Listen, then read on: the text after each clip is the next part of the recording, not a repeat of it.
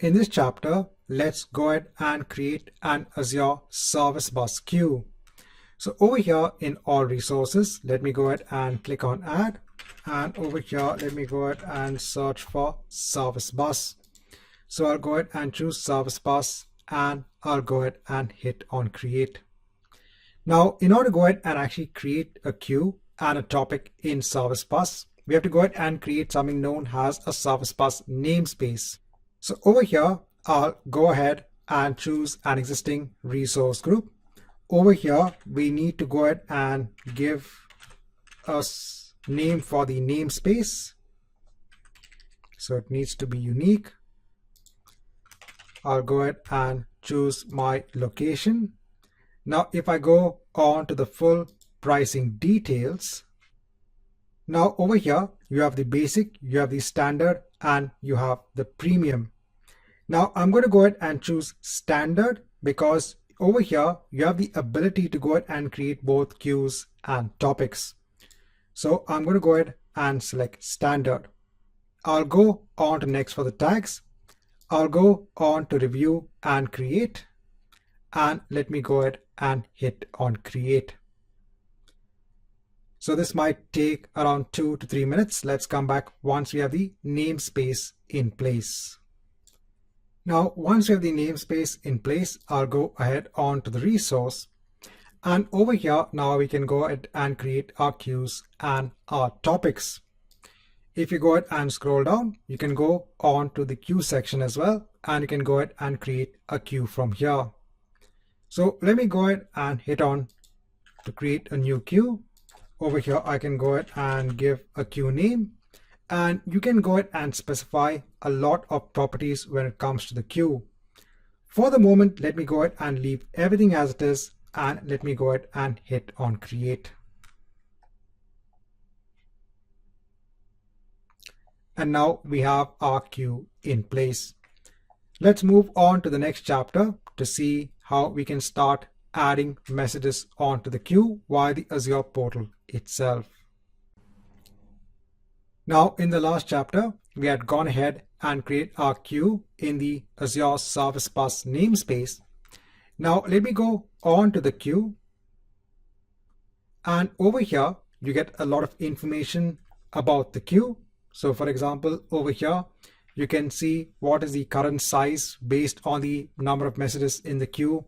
What is the max size of the queue? What is the free space, etc. Over here, you also have the message counts. Now you can actually go on to the Service Bus Explorer, and over here you can go ahead, send messages, you can go ahead and receive messages, and you could also go ahead and have a peek of the messages in the queue. Over here, you can go ahead and choose the content type. So if you want to go ahead and just send a simple text message, or if you want to go ahead and send a message, an XML based message, or a JSON based message. So let me go ahead and choose application JSON. And over here, let me go ahead and add these JSON messages. So over here, this is information about different orders. So I'll go ahead and paste it over here. And let me go ahead and click on send by going down. Let me go ahead and add the other message as well. Click on send. Add the other message over here. Click on send. So we've gone ahead and sent out 3 messages onto the queue. If you go on to the overview, over here, you can see the number of active messages. Over here, you can see the current size has also changed. Going back onto the Service Bus Explorer, if I go on to the peak section over here, I can go ahead and click on peak. So it will go ahead and peek at the messages in the queue. So the maximum is 32 messages. So this is not going to go ahead and remove the messages from the queue. It's only going to go ahead and have a look at the messages in the queue. That's why you can see that the number of active messages is still 3. You can go on to any message by clicking on it, And over here, you can see the contents of that message. If you go ahead and scroll down, there is something known as broker properties, wherein you have a message ID, delivery count, etc. If I now go on to receive, over here, you can go ahead and receive one message at a time. I can go ahead and click on receive over here, and it's saying, do you want to go ahead and perform a destructive receive? Because what this will do is that this will go ahead and now remove one message from our queue. So I'll go ahead and click on yes. So now you can see we have two messages or active messages in our queue. And over here, you can see the message which was removed. So you can actually go ahead and use the Service Bus Explorer to go ahead and send and receive messages. Now in this chapter, we'll see how to use a .NET program to go ahead and send messages onto the queue in Service Bus. Firstly, what I'll do is that I'll ensure to receive all the messages that I currently have in my queue so that I don't have any messages as part of my Service Bus queue. Now over here in Visual Studio, let me go ahead and create a new project. So I'll go ahead and create a console-based application. So I'll go ahead and choose console application. I'll go on to next. Over here, let me go ahead and give a name. I'll go on to next. I'll go ahead and hit on create.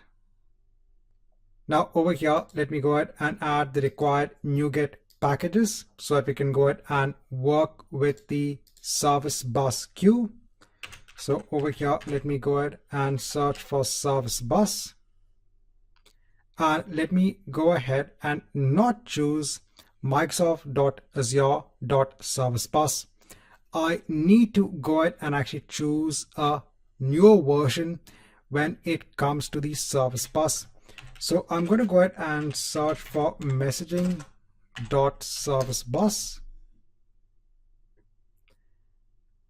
And over here, I'm going to go ahead and choose Azure.messaging.service bus version 7. So let me go ahead and install this package as part of my project.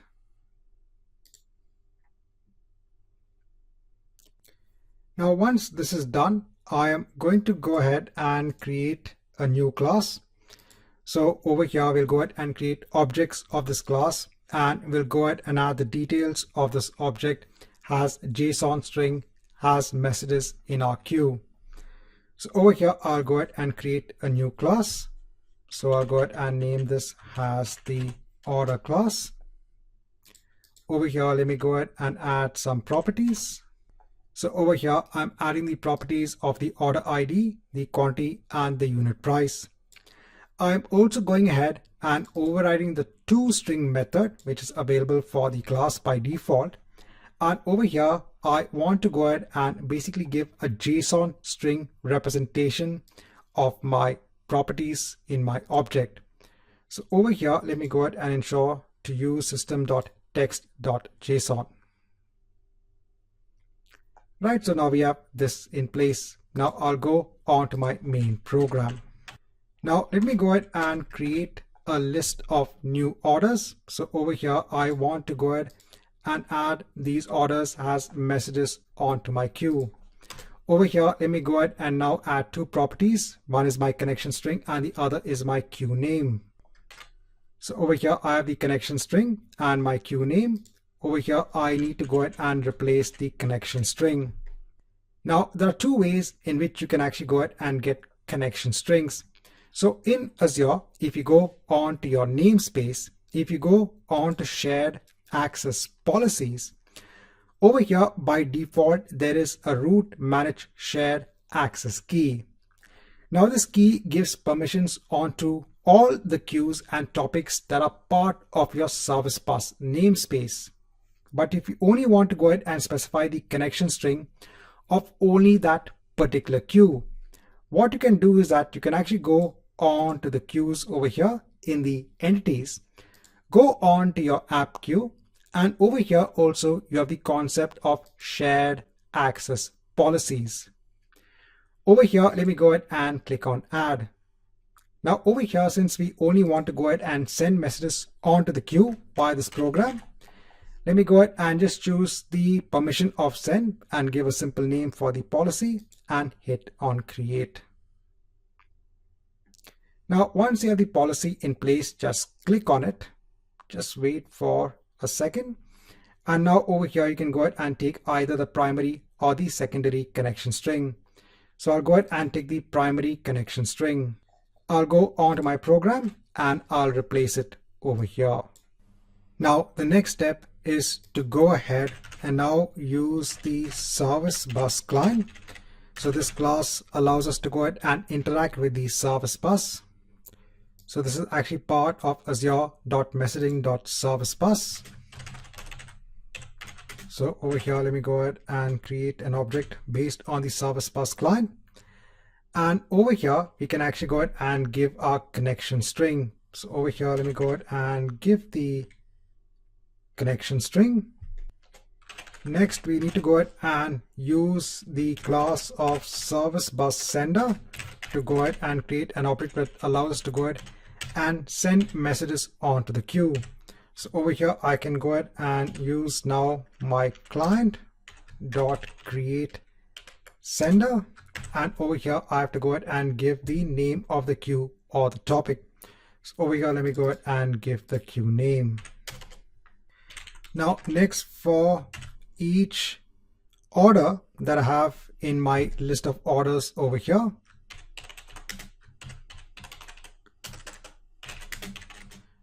so in my orders, so let me go ahead and create now a message based on the class of Service Bus Message is equal to new Service Bus Message. And over here, we can give the contents of the message. So over here, it's basically my order dot toString. So remember, we had gone ahead and ensure to basically override the toString method so that we return now a JSON string. And that's the reason I did this, so that the entire JSON string is now sent as a message. Next, we need to go ahead and use now our sender dot send message async. And over here, I need to go ahead and send my Service Bus message. I'll use the get awaitor dot get result. And over here, then I can go ahead and say that all of the messages have been sent. Right, so now let me go ahead and run this program.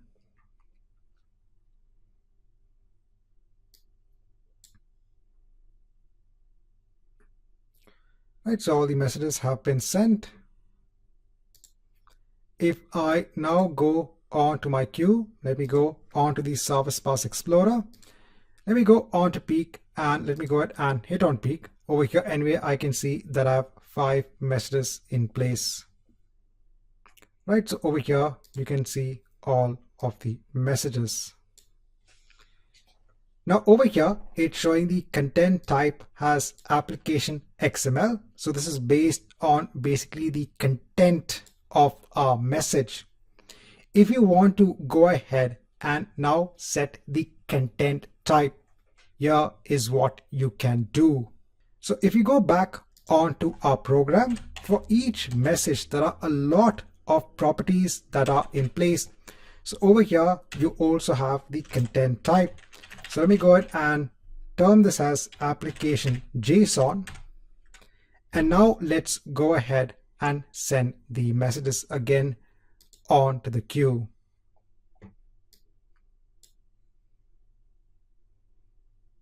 Right, all of them have been sent. If I go back, let me go ahead and hit on refresh. So I can see 10 messages in place. Let me go ahead and hit on peak. So if I go on to, let's say, message number 10, now over here, I can see the content type as application JSON. So over here now, when it comes to your messages, there are a lot of properties that are in place. There are properties that you can actually make use of. So in this chapter, I want to show you how you can send messages onto your Service Bus queue via a .NET program. Now, in the last chapter, we had seen how we can send messages onto the Service Bus queue. That's from a .NET program. In this chapter, let's see how to use .NET to go ahead and peek at messages from our Service Bus queue. So I'll go ahead and create a new project. Over here, again, I'll choose console application. I'll go on to next. And over here, let me go ahead and give a name for the project. Hit on next. I'll go ahead and hit on create. So normally, even in your application, you'll actually have separate modules for sending messages onto the queue and separate modules for receiving messages from the queue. Now we need to go ahead and ensure to again have the required packages in place so the packages remain the same, whether it be sending messages or receiving messages. So in browse, let me go ahead and again search for messaging.servicebus. So I'll go ahead and choose azure.messaging.servicebus. I'll hit on install. So I'll go ahead and hit on OK and accept. I'll go back onto my program. So over here, let me go ahead and have the same two properties in place. One is my connection string and the other is my queue name. Now over here, we still have our Service Bus client, which remains the same. But now this time, since we are receiving messages, I am going to go ahead and use the class of Service Bus Receiver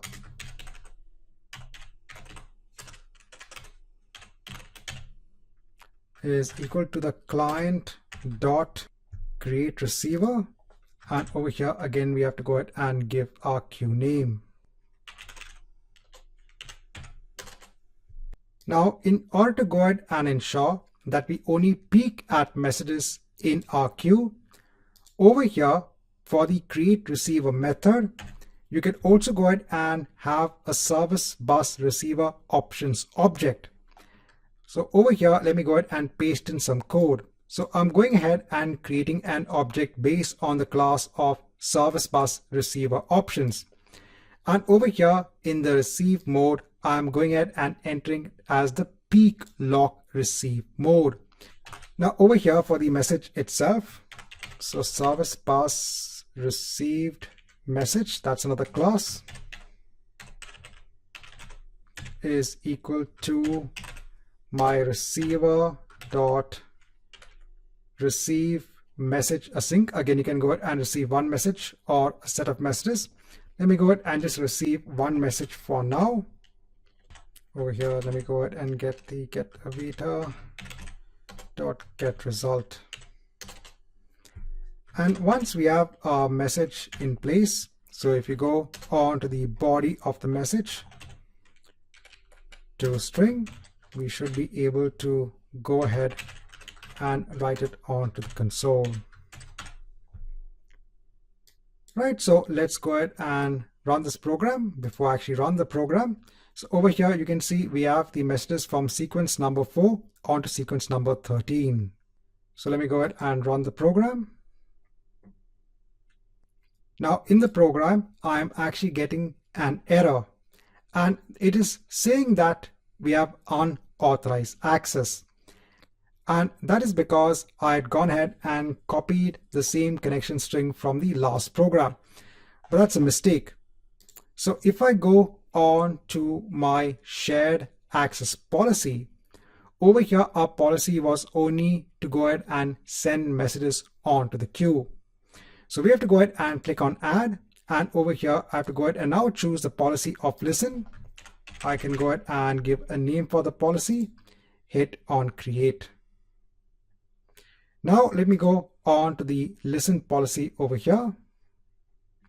I can go ahead and take now the connection string. I can go ahead and copy it onto my program. And now let me go ahead and run this again.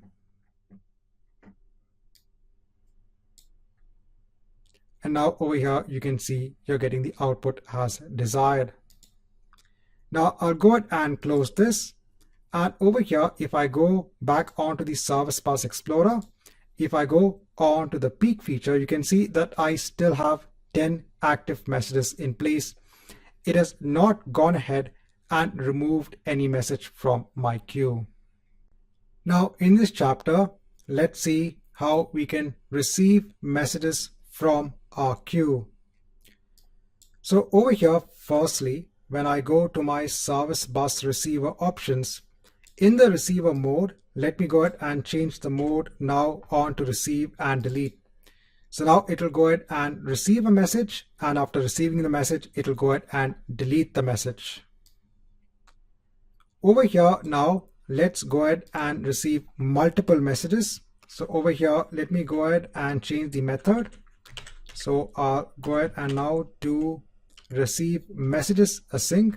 And over here, I can go ahead and specify the number of messages. So let me go ahead and specify the number of messages as 3. Over here, let me go ahead and use getAwait.getResult. Now over here, I won't get an object of the class Service Bus Receive Message. Then over here, for each now message in my messages, so I've gone ahead and replaced it as messages over here.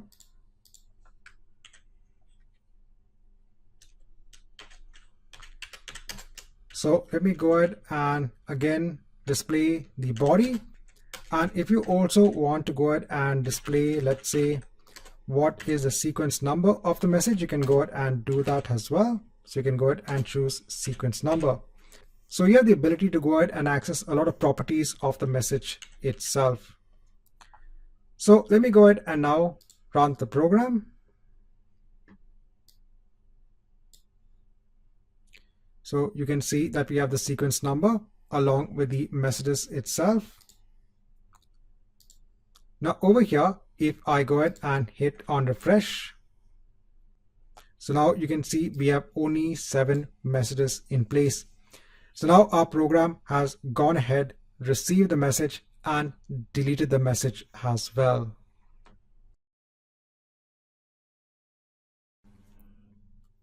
Now in this chapter, I want to go through this message lock duration setting that you have for the Service Bus queue. Even when you go ahead and define a Service Bus queue, you can go ahead and define this message lock duration. So by default, it's 30 seconds. So what is the meaning of this message lock duration?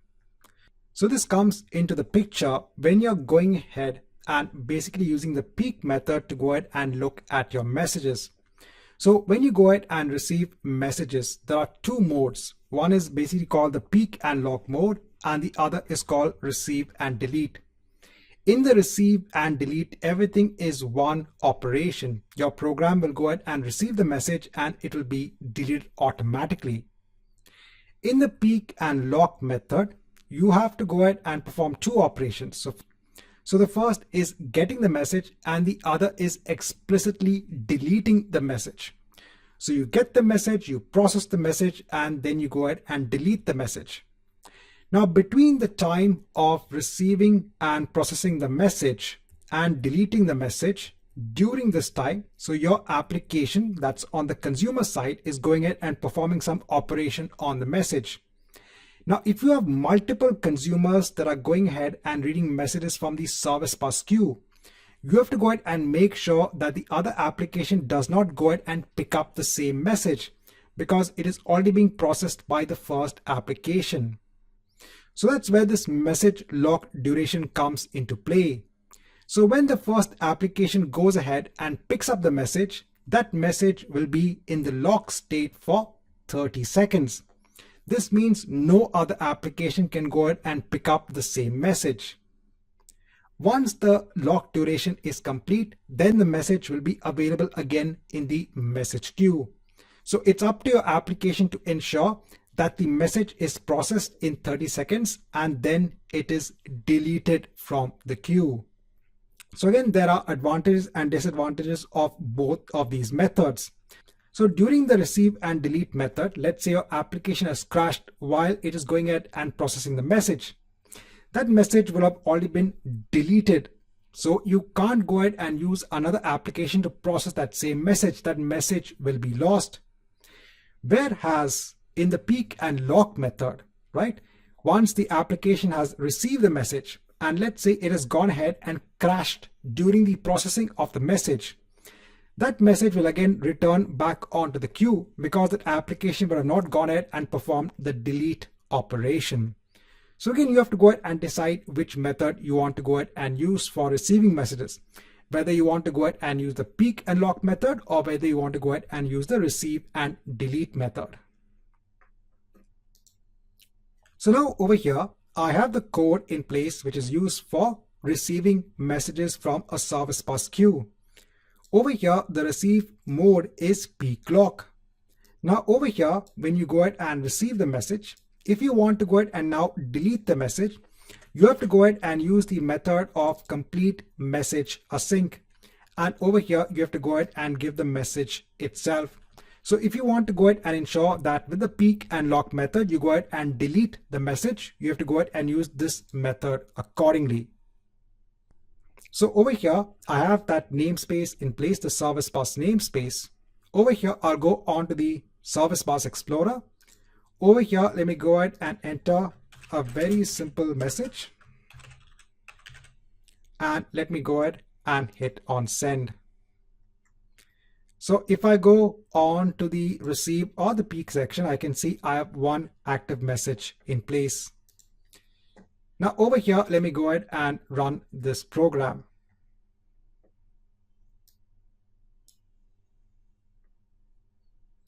Right, so you can see the test message and you can see the sequence number.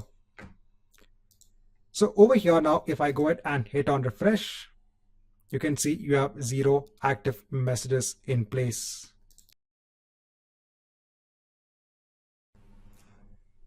Now in this chapter, I want to go through the time to live feature, which is available for the messages in your queue. Now, if I go on to the overview section for the queue, there is something known as the message time to live. So over here, the default is 14 days. So over here, you're giving an expiration time for the messages, because you don't want messages to live indefinitely in the queue. You want some consumer to actually go ahead and consume the messages. So by default, the time to live is 14 days. So this applies onto all messages in the queue, and you can go ahead and change this accordingly.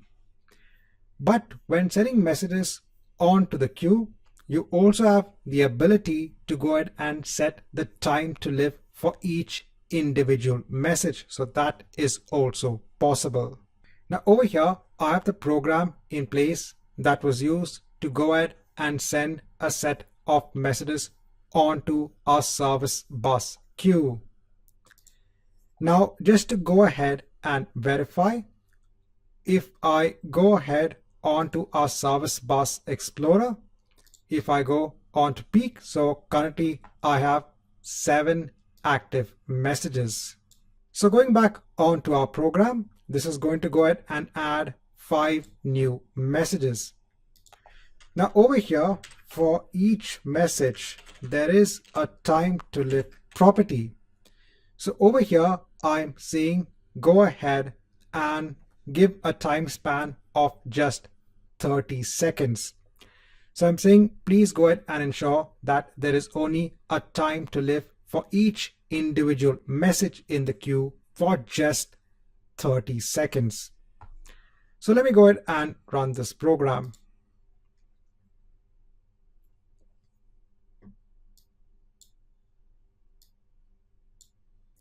Right, so all of the messages have been sent. If I go on to my queue, if I go ahead and hit on refresh, I can see 12 messages. If I go ahead and peek the messages, so over here I can see the new sequence numbers from 14 on to 18. Now let me go ahead and wait for 30 seconds. Now I waited for around 30 seconds. Now let me go ahead and hit on refresh. And now I can see I only have 7 messages in the queue. So the other messages that we had have now gone ahead and expired based on the time to live value. Over here, I can go ahead and hit on peek again just to go ahead and look at the messages. And over here, the messages after sequence number 14 are no longer present.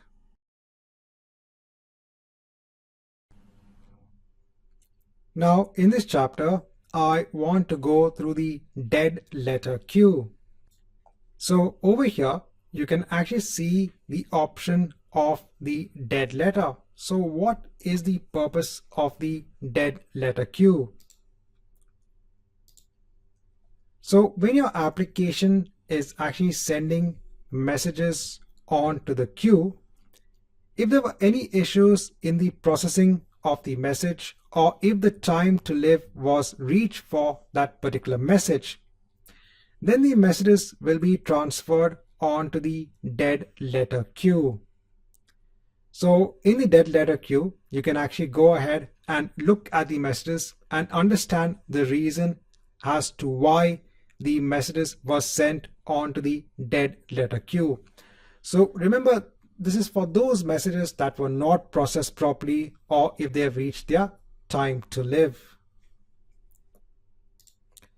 Now, in order to go ahead and have the dead letter queue, so if you go on to the overview, so over here, when it comes to dead lettering, so over here, if you click on disable on message expiration, you can now go ahead and enable dead lettering on message expiration.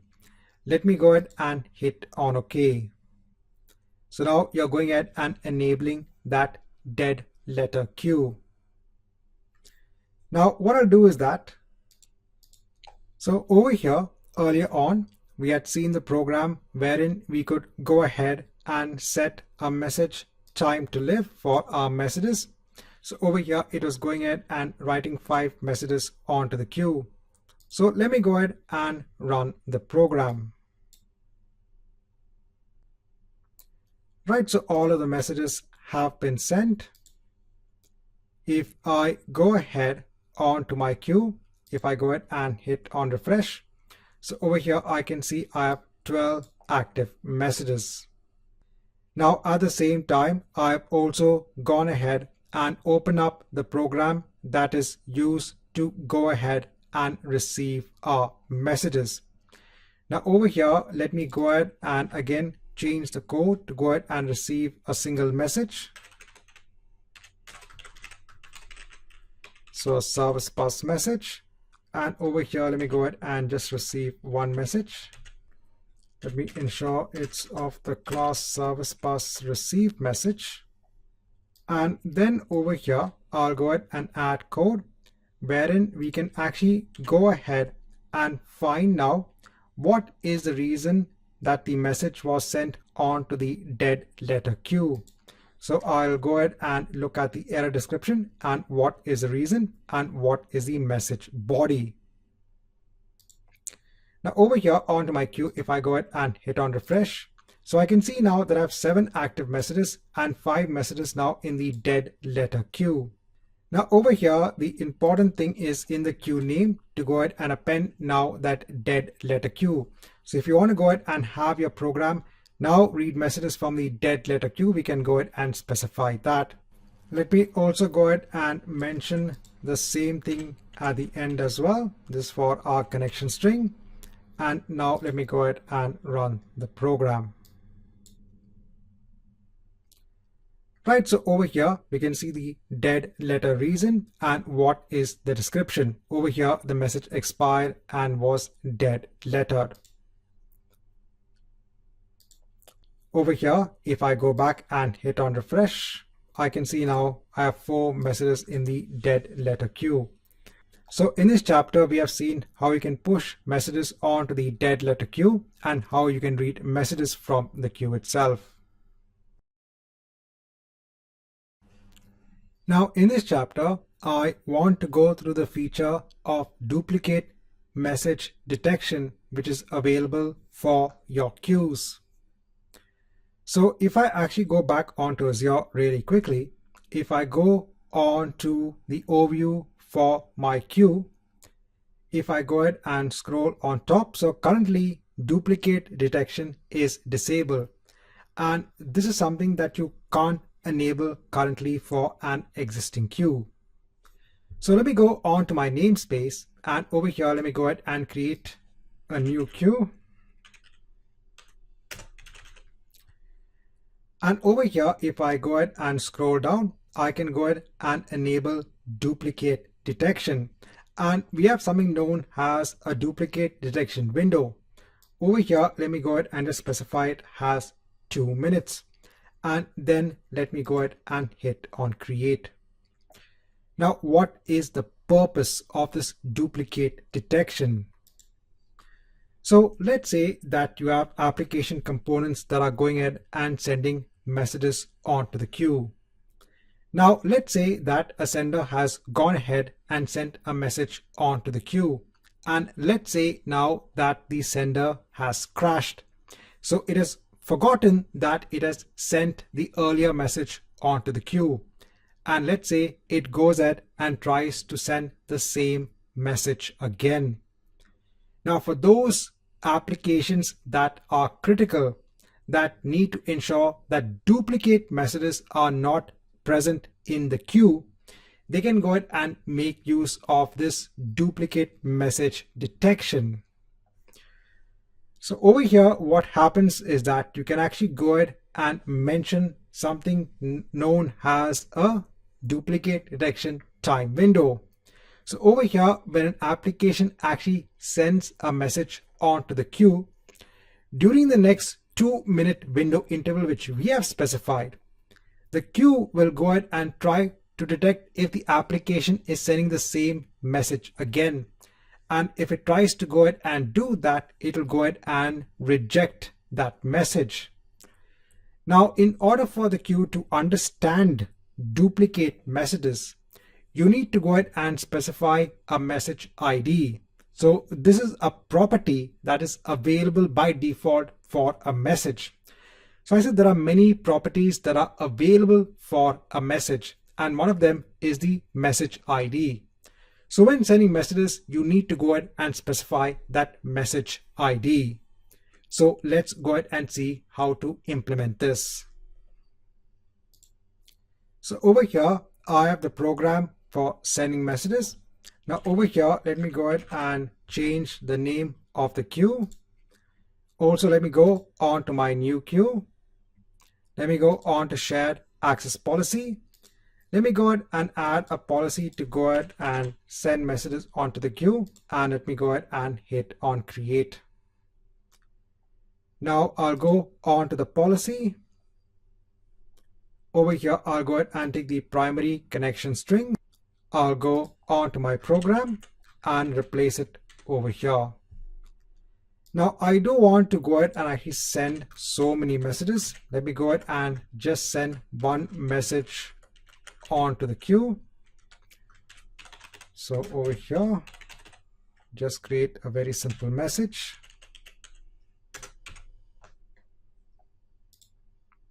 Now over here, we need the service bus client. We need the sender. Over here, since now we are not going ahead and sending many messages. So over here, we have our service bus message. So this is fine. The content type is fine. I will remove the time to live. Over here, let me go ahead and also ensure to say the message is sent. And over here, now let me go ahead and also specify the message ID. Now, just for the sake of simplicity, let me go ahead and just specify the message ID as 1. So it needs to go ahead and be a string. Right, so now that we have this in place, remember when it comes to our new queue, we don't have any messages in place. There are no active messages. So let me go ahead and run this program. So it's gone ahead and sent the message. So you can go ahead and refresh to go ahead and confirm.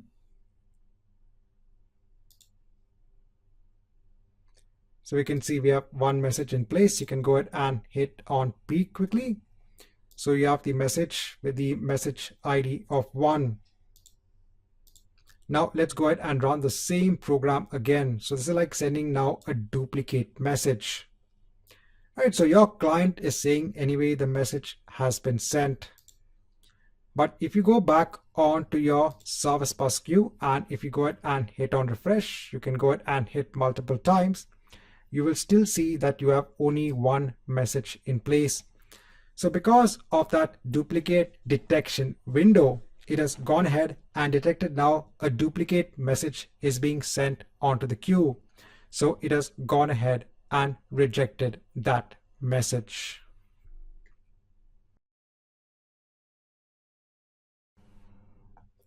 Now in this chapter, just want to go through a few points when it comes to the messages that you can send onto the queue. So we have seen that for messages that can be sent onto your Service Bus queue, there are a lot of properties in place. So for example, the content type, the body, the message ID.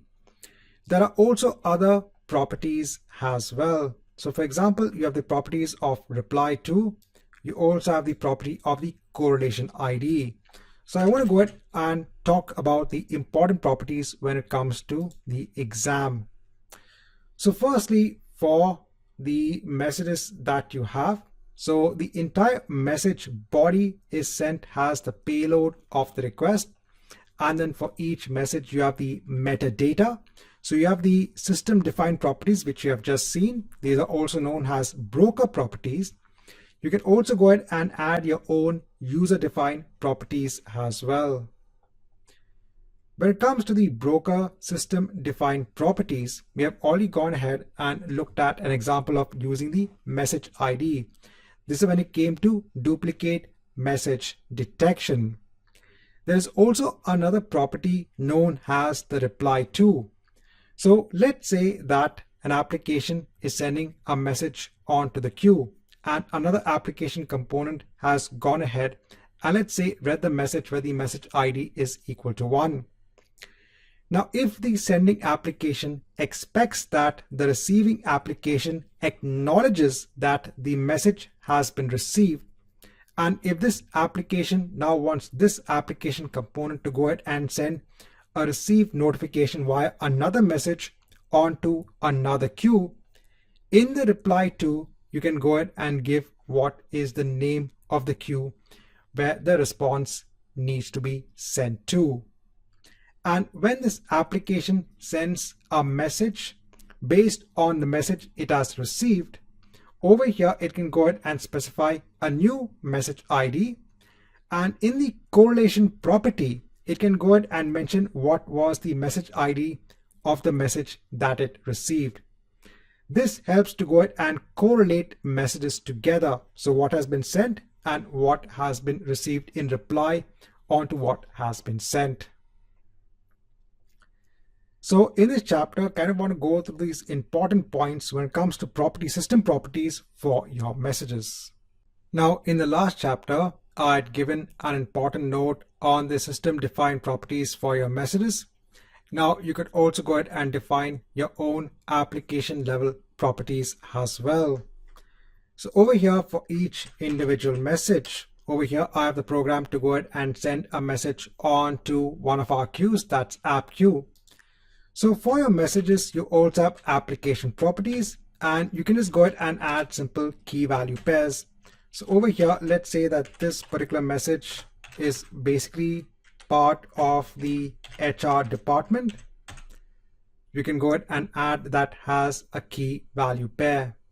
Now, if I just go back onto my app queue, I'll go on to the Service Bus Explorer. Let me go ahead and quickly receive all of the messages that are in the queue so that I don't have any messages in the queue. So over here, I don't have any active messages. Now, if I go onto my program, let me go ahead and send this message.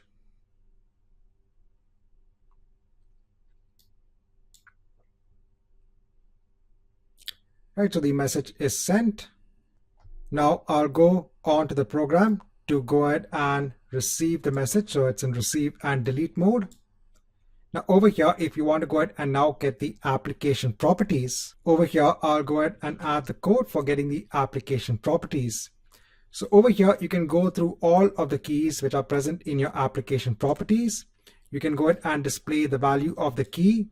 And over here, going back onto your application properties, for each key, you can go ahead and get what is the value. So let me go ahead and run this program.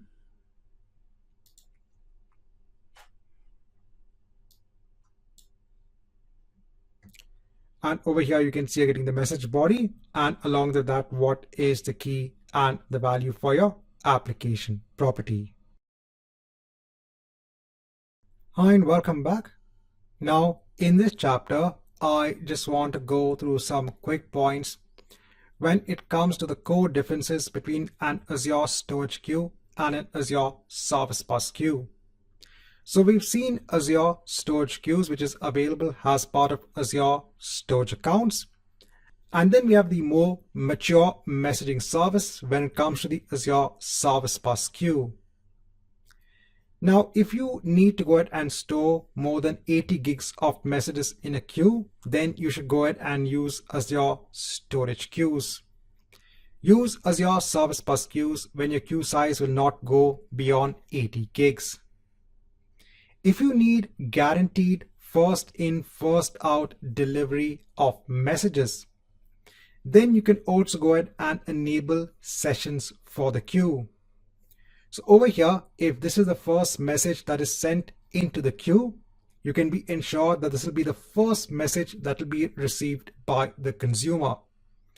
This is actually not easy to achieve in Azure Storage Queues. It's not available out of the box over here, but you do have a feature of enabling sessions for Azure Service Bus that helps to enable this pattern of first in, first out delivery of messages. And the Azure Service Bus has also other mature features such as duplicate detection. So we've also seen that. We've seen how the Azure Service Bus can go ahead and detect duplicate messages. So in this chapter, just want to kind of give that quick overview when it comes to the core distinction between Azure Storage Queues and Azure Service Bus Queues. Now we have seen how to work with Azure Service Bus Queues. Now let's go ahead and see how to work with Azure Service Bus topics in the next set of chapters. So over here, when it comes to publishing messages, it's mostly the same. Over here, you have an application that is actually sending messages onto Azure Service Bus. But over here, instead of sending it onto a queue, they are sending it onto a topic. And then you can have multiple application components that can actually go ahead and subscribe onto the topic. So if they want to go ahead and receive messages from the topic, they can actually go ahead and subscribe to those messages. They also have the facility to go ahead and create filters to decide which messages they want to go ahead and receive. So over here, the logic is a little bit different when it comes to topics.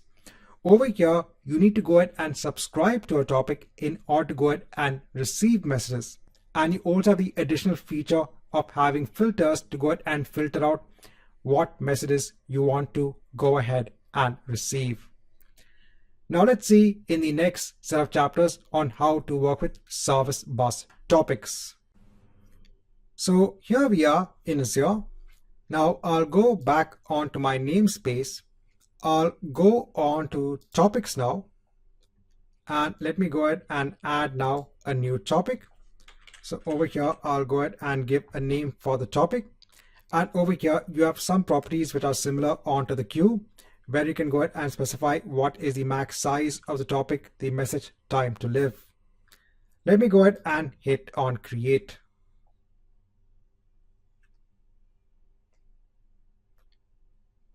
So now we have the topic in place. Now you can go ahead onto the topic. Now in the topic over here, we have something known as subscriptions. So now we can go ahead and add subscriptions that can go ahead and subscribe on to receiving messages from this topic. So over here, let me go ahead and now add a subscription. Over here, let me go ahead and give a subscription name. Over here, you can go ahead a max delivery count, wherein you can go ahead and specify what is the max number of messages that can be delivered at one point in time. Over here, you can go ahead and specify settings on to auto delete this particular subscription if it's idle for, let's say, 14 days. And you have other aspects as well when it comes to this subscription. Let me go ahead and hit on create. Let me go ahead and add another subscription. So I'll go ahead and mention this as subscription B. Over here again, the same max delivery count, and let me go ahead and hit on create. So now I have two subscriptions that are subscribed on to this topic. So if I go on to the subscriptions, over here you can see both of the subscriptions, and here you can see the message count. Now over here also I can now go on to the Service Bus Explorer. So now over here I'll choose the content type as application JSON, and over here, similarly to sending messages to our Service Bus queue, I'll go ahead and send it on to our topic. So I'll go ahead and hit on send over here. Let me go ahead and send all the messages on to the topic. So I'll send the other message as well. Now over here, if I go on to my subscriptions, I can see a message count of 3 for each of my subscriptions. So each subscription has gone ahead and received the message. If I go on to the Service Bus Explorer, I can go ahead and receive the message on behalf of a subscription. So I can go ahead and choose a subscription. I can see I have 3 messages. I can go ahead and hit on receive, click on yes. Now as part of this subscription, we have gone ahead and received a message. If I go back now onto my subscriptions, over here you can see for subscription A, we have 2 messages, and for subscription B, we have 3 messages in place. So when it comes to Azure Service Bus topics, you can go ahead and send messages onto the topics, and you can go ahead and have subscribers that can go ahead and subscribe onto the Azure Service Bus topic. Now in this chapter, I want to go ahead and show you how you can use a .NET program to go ahead and send messages onto the topic. I'm going to be going ahead and reusing the same program we had seen early on for sending messages onto an Azure Service Bus queue. Because the program is exactly the same, you can go ahead and use the same code to go ahead and send messages onto a topic. The first thing I'll do is in my namespace, let me go ahead and create a new topic. So over here, I'll just go ahead and give a name for the topic and hit on create.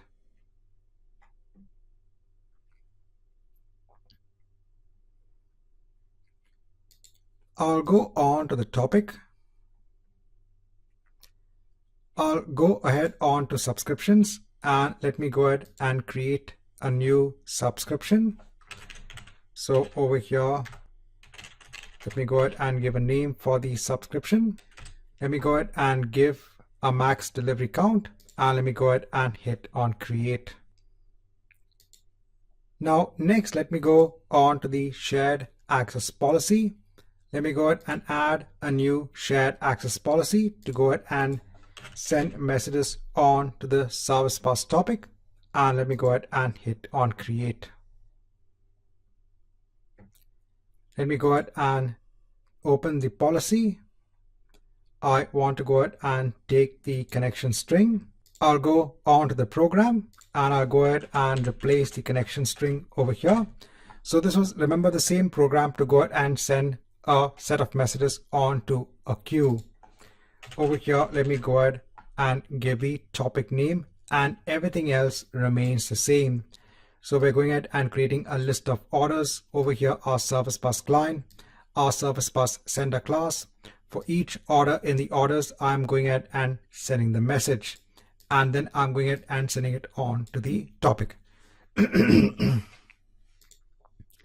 And then for each order in the orders list, I'm going ahead and creating a message, and then I'm going ahead and setting the message onto the Service Bus topic.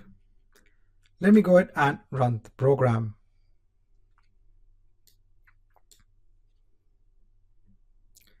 Right, so all the messages have been sent. So if I go back on to my topic, and if I go on to my subscriptions, over here you can see for subscription A, I have 5 messages in place. So it's pretty simple. You can actually go ahead and reuse the same code to go ahead and send messages onto a Service Bus topic.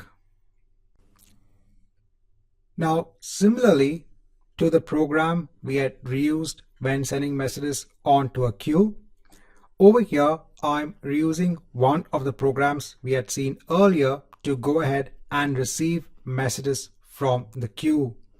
This time we'll go ahead and reuse the same program to basically receive messages from our topic. So firstly, let me go ahead and replace the connection string. So over here, let me go on to shared access policy. So we have one for send. I'll go ahead and click on add. So this is for listen. Let me go ahead and hit on create. I'll go onto the policy. I'll go ahead and take the connection string.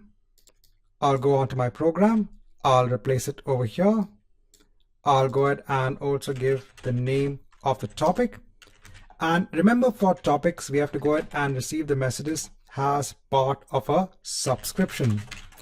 So over here, let me go ahead and give the subscription name. Remember, we had gone ahead and create a subscription with the name of subscription A. So let me go ahead and specify it over here. Now in the create receiver method over here, let me go ahead and delete all of this. So now over here, instead of actually specifying the queue name, I can actually go ahead and specify what is the topic name. Over here, let me go ahead and just replace this as topic name. Over here, let me go ahead and put as the topic name. And over here, what is the subscription name? Also, when you're going ahead and creating the receiver, you also have the options to go ahead and again specify the receive mode. So over here, you can go ahead and again specify the receive mode to go ahead and receive and delete the messages from the topic. Let me go ahead and just delete this. Right, so everything is in place. Now let me go ahead and run the program. Right, so over here, you're getting the relative messages from the topic. Now, if I go on to my subscriptions, currently I had 5 messages. Let me go ahead and hit on refresh. And now you can see the message count has reduced on to 3. So again, over here, you can reuse a lot of aspects, the same program which you use for receiving messages from the queue to go ahead and receive messages from the topic. Hi and welcome back. Now in this chapter, I want to go through the filters aspect which is available for your Azure Service Bus topics. So in topics, you have this feature that's known as filters, and this can actually go ahead and help subscriptions decide on which messages they want to receive. Now, there are different types of filters that are available. You have SQL filters. Here you can go ahead and use SQL-like conditions for the evaluation. This can be done against both the system or the user-defined properties. For the system-defined properties, the properties must be prefixed by sys dot and the property name. You also have Boolean filters. This can be either a true filter or a false filter. Please note that the Boolean filter is actually based on a SQL filter itself. Then you have correlation filters. Your conditions can be used to match against the user's or system defined properties. Now, if you want to go ahead and decide between correlation filters and SQL filters, so the correlation filters actually process information much faster than the SQL filters. So let's go ahead on to Azure and let's look at Boolean filters first. So over here for our service bus topic, so we have one subscription in place wherein the message count is 3. Now, if I go on to the subscription itself, if you go ahead and scroll down, so over here you can see that there is a default filter in place. This is of the filter type SQL filter. Now, if you go ahead and choose the filter, so over here it's basically a very simple SQL filter where 1 is equal to 1. Now, this is also the representation of the true filter, that's the Boolean filter. So this means that accept all messages that are sent onto the service bus topic. Now let's go ahead and delete this default filter. And let me go ahead and add another filter. So over here, I'll just give a name of false filter. And over here, I want to go ahead and again give a Boolean filter representation. But this time I am trying to say that or give a false condition to ensure that this subscription does not receive any messages. Let me go ahead and click on save.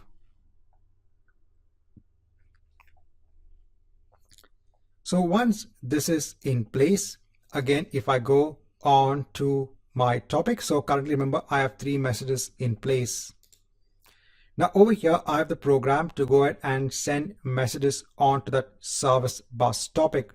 So let me go ahead and run the program. So it's saying all the messages have been sent.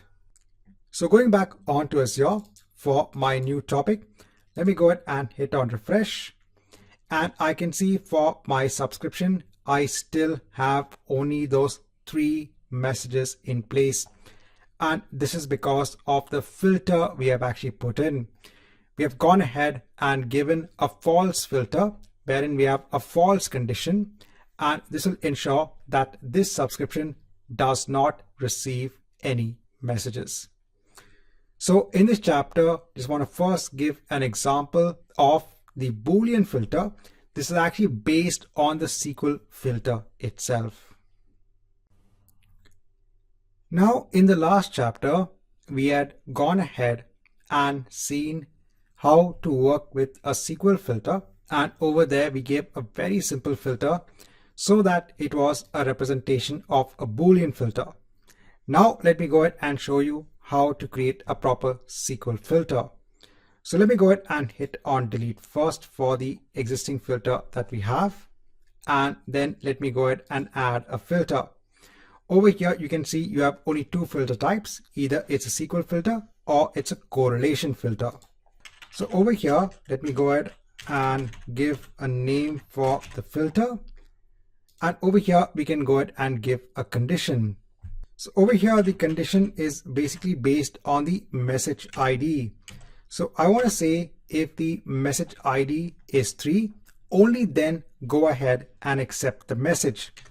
Now, since this is a system defined message, I need to go ahead and prefix this with sys dot and then the message ID. Let me go ahead and scroll down and let me go ahead and save the changes. So if I go on to my topic, right, so I have 3 messages currently in place. Now I'll go on to the program, which is used to go ahead and send messages onto our Azure Service Bus topic. Over here, let me go ahead and just add some code. So over here, first I'll go ahead and add an integer variable. And then for each message, let me go ahead and set the message ID is equal to i.toString because we require a string for the message ID. And let me go ahead and increment the value of I. So at one point in time, the value of I will be 3, and that will be the message ID. So ideally, only one message should now be taken up by the subscription. Let me go ahead and run the program.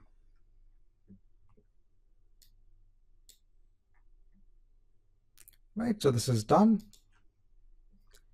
Now if I go ahead and hit on refresh, so I can see one message has now been added. If I go on to the subscription, if I go on to the Service Bus Explorer, if I go ahead and peek at the messages, if I go with the last message, over here you can see the message ID. So in this chapter, I want to show you how you can make use of SQL filters. Now in the last chapter, I had gone ahead and given an example of a SQL filter. Now over here, I'll just go ahead and show you how to configure a correlation filter.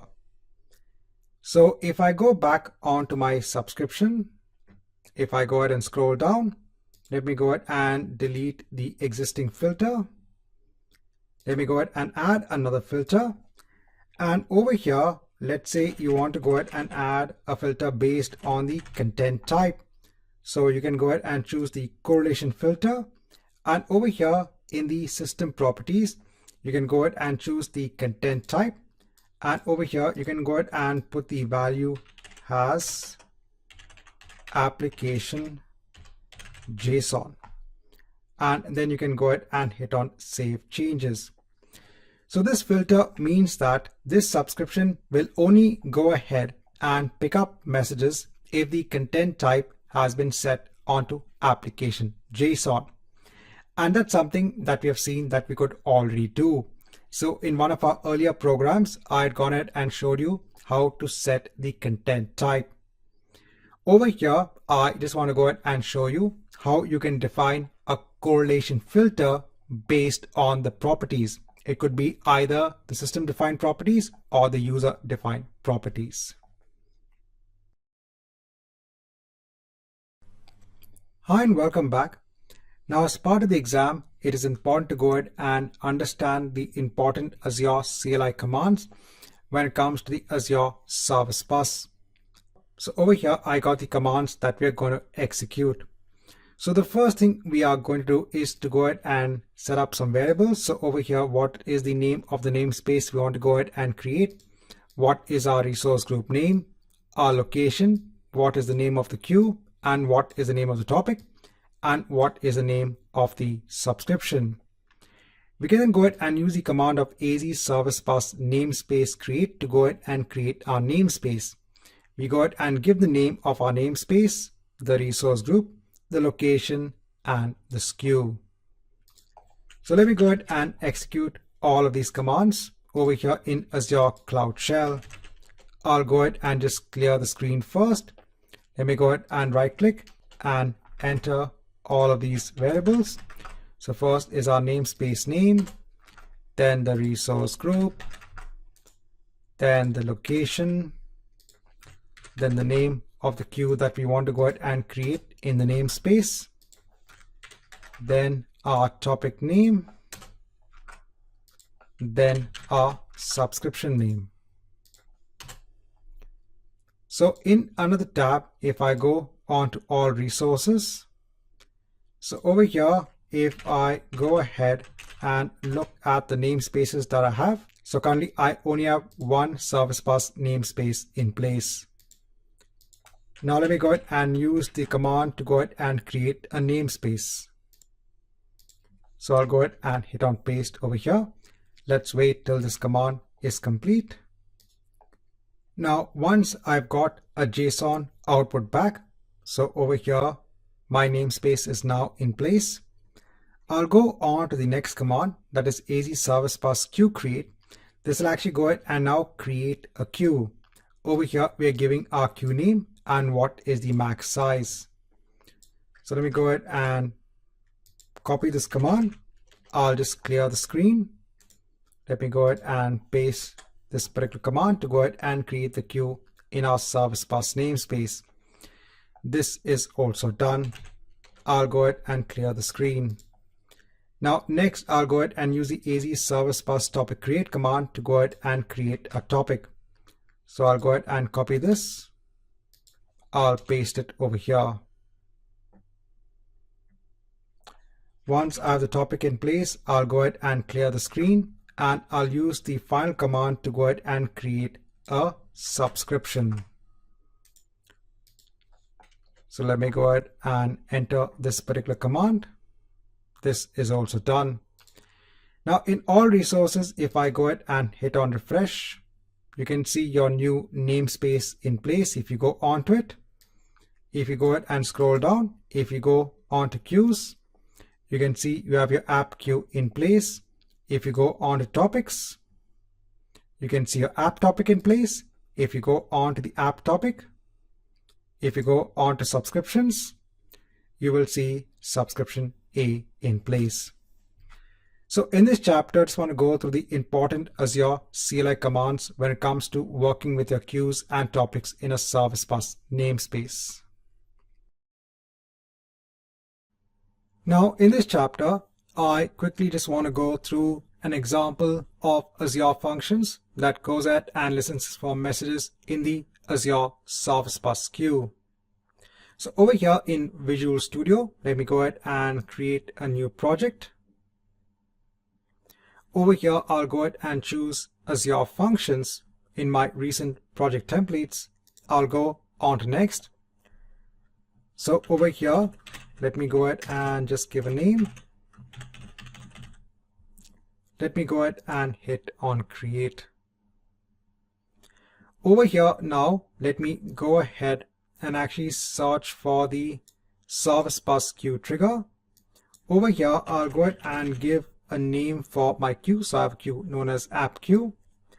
And over here, I need to go ahead and give a name for the connection string that will be used by my Azure Functions to go ahead and connect onto my Service Bus namespace. I'll go ahead and hit on create. So over here, I have now the code in place. Let me go ahead and quickly rename the class.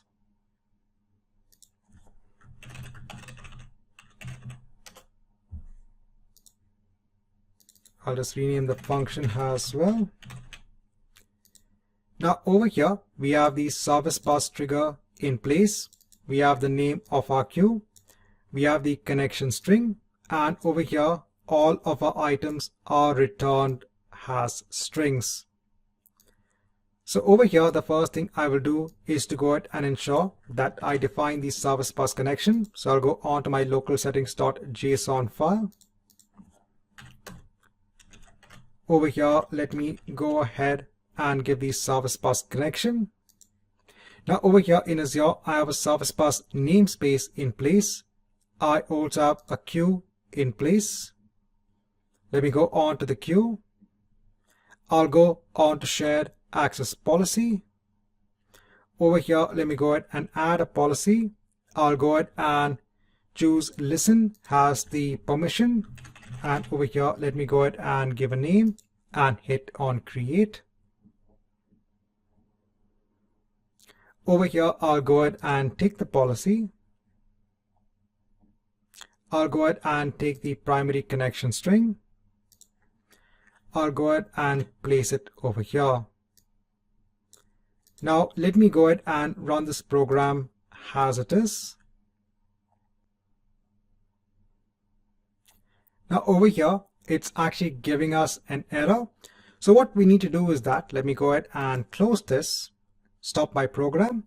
So over here, I have to go back onto my local settings.json file.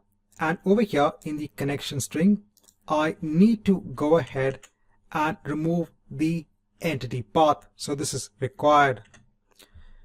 Let me go ahead and now run this program again.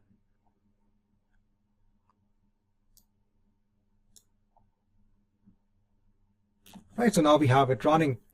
So over here, the removal of the entity part is something that is actually required by Azure Functions when you're developing it in Visual Studio. Now, if I go on to the Service Bus Explorer,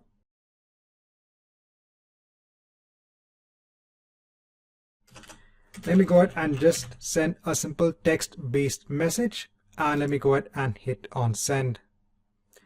Right, so it's sent. Over here, you can see that it has gone ahead and read the message from the queue.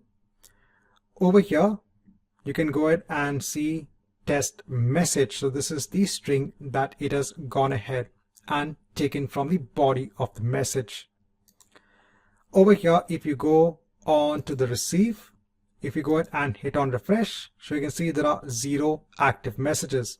So I didn't have any messages in this queue earlier on. So the Azure function has gone ahead and performed the operation of both a receive and delete operation. Right, so in this chapter, I want to show you how you can get started working with Azure functions for your service bus queues. Now, in the last chapter, we had gone ahead and seen how to receive messages from the queue. Now over here, when it came to our trigger, we were receiving the message as a string. Now you could also go ahead and receive it as of the class type message. Over here, you can actually go ahead and include the package of Microsoft.Azure.ServiceBus. So over here, based on this Azure function, this package is already in place. You can go ahead and make use of it. Once you have now the message class in place, you can actually go ahead and now use different properties.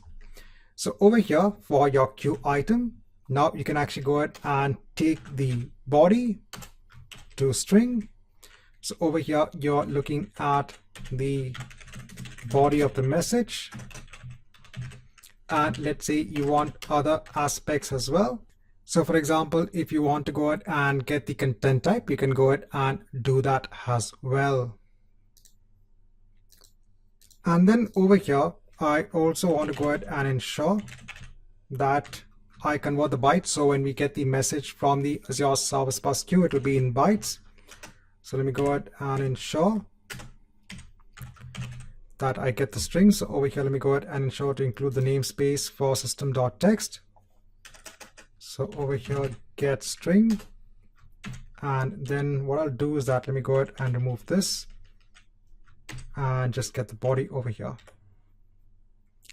Now let me go ahead and run the program.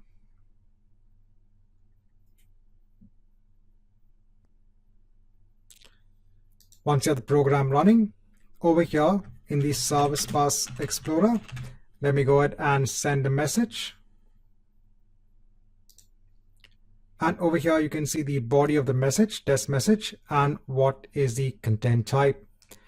So over here, I just want to go ahead and additionally show you how you can use the message class. Now in this chapter, I just want to quickly show you how you can create an Azure function that listens for messages from an Azure Service Bus topic. So this is similar to listening to messages from an Azure Service Bus queue. So over here in Visual Studio, let me go ahead and choose Azure Functions and go on to next. Over here, let me go ahead and give a name. Let me go ahead and hit on create.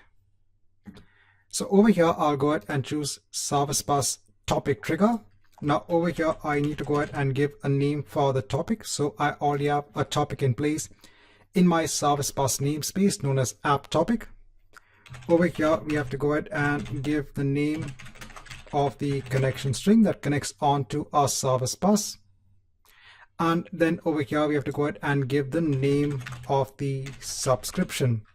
So remember, when it comes to topics, you have to go ahead and subscribe onto a topic to go ahead and receive the messages. So over here, let me go ahead and hit on create. Over here, again, let me go ahead and rename the class.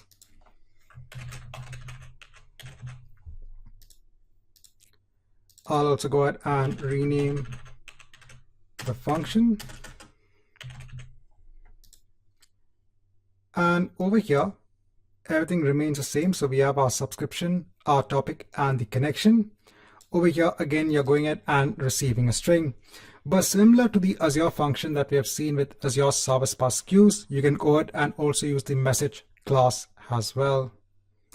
So let me go ahead and define the Service Bus connection string. I'll go on to local settings.json.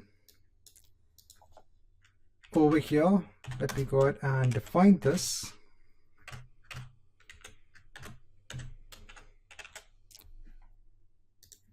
Now over here, I have a namespace in place. If I go on to topics, so over here, I do have an app topic in place.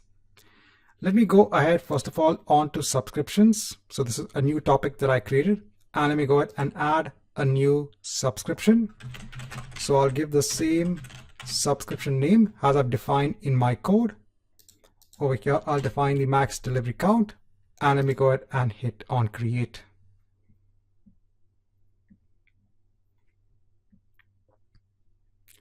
Once this is done, I'll go on to shared access policy. Over here, I'll click on add. I'll choose the permission of listen. I'll go ahead and give a policy name and hit on create. I'll go on to the policy. I'll go ahead and take the connection string. I'll go ahead and define it here in Visual Studio. Let me go ahead and remove the entity path. And let me go ahead and run this program as it is.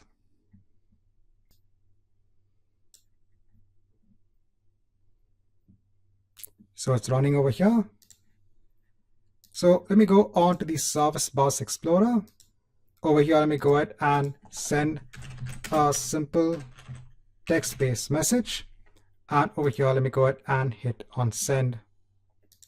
If I go back onto my program, I can see it has gone ahead and processed the message. So I said over here, you can go ahead and again use that message class as we've seen earlier. Over here, it's receiving it as a string, but you could also go ahead and receive it as an object based on the message class.